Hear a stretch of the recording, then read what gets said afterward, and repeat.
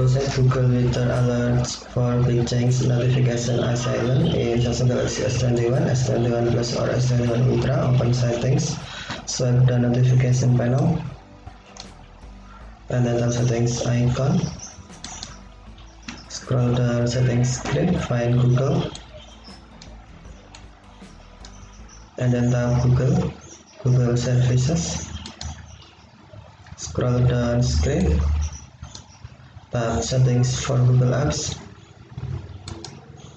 and then tap search assistant and voice. Select notifications, and then tap notifications.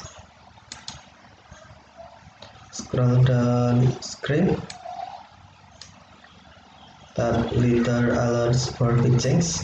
If you cannot find weather alerts for big change, you must turn on Google notification first. If Google notification is off, tap show notification switch until blue to turn on, and then find weather alerts for big change,